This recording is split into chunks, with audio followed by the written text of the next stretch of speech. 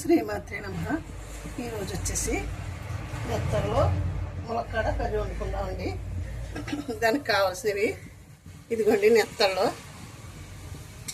కారం, పసుపు, గరం మసాలా పౌడరు, ములక్కాడ, అల్లం వెల్లుల్లి వేసిన ఉల్లిపాయ పేస్టు, 6 పచ్చిమిరపకాయలు, కొంచెం ఉప్పు కూడా వేసుకుందామండి. తగినంత ఉప్పు వేసి పెట్టుకున్నాను. ఇవన్నీ గిన్నె పెట్టుకున్నాను. ఆయిల్ వేస్తాను. ఆయిల్ వేడెక్కిన తర్వాత మనం నెత్తల్లో వేయించుకుని తీసుకోవాలండి. ఆయిల్ వేడెక్కుతుంది కదా, చూడండి. ఆయిల్ వేడెక్కింది. ఒకటి వేసి చూద్దాం. చాలా వేడెక్కింది. ఇప్పుడు నెత్తళ్ళన్నీ వేసుకుని వేయించుకుందామండి. వేగిన తర్వాత ఇవి తీసి పక్కన పెట్టుకోవాలండి మనం. లేకపోతే ముందే వేసేసుకుంటే కరిగిపోయినట్టు చిట్టపట్ట ఇరిగిపోతాయండి. అంచేత మనం వేగిన తర్వాత తీసుకుని పక్కన పెట్టుకోవాలండి. చూడండి, ఈ విధంగా వేగాలండి. మనం తీసుకుని పక్కన పెట్టేసుకోవాలండి వేగిన తర్వాత.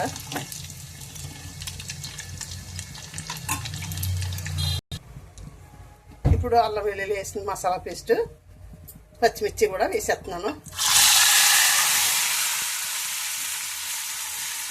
ఇది వేగిన తర్వాత మనం ములక్కాడ ముక్క, ఉప్పు, కారం వేసుకుందామండి. చూడండి, ఆయిల్ బయటకు వచ్చి ఇలా వేగింది కదా మసాలా. ఇప్పుడు ఉప్పు వేసుకుందామండి. కొంచెం ఉప్పు సరిపడా ఉప్పు వేసాను. సాలకపోతే మళ్ళీ చూసి వేసుకుందామండి. ములక్కాడ ముక్కలు కూడా వేసేసుకుందాము.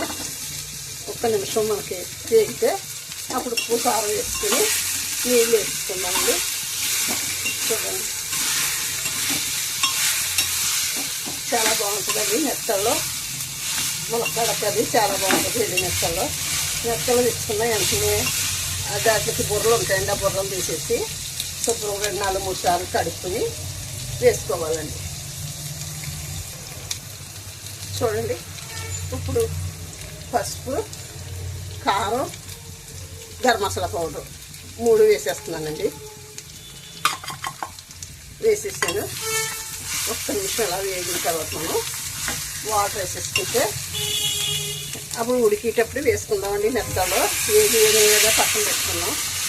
చూడండి, ములక్కాడ ముక్క బాగా ఉడకాలి కదా, అందుకని కొంచెం వాటర్ వేస్తానండి.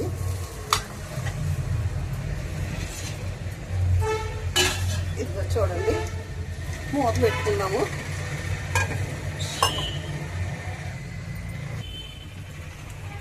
ఒకసారి మూత తీసి చూద్దామండి. చూడండి, అబ్బా ఎంత బాగుంటుందో చూడండి. చాలా బాగా ఉడుకుతుంది కదా.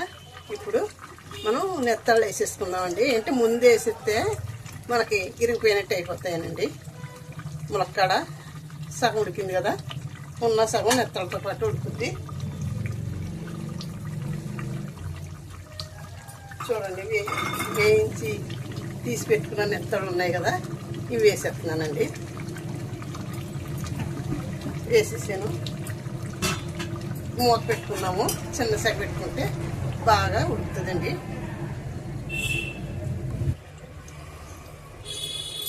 ఒకసారి చూద్దామండి మూత తీసుకుని ఎలా ఉడికిందో. చాలా బాగా ఉడుకుతుందండి.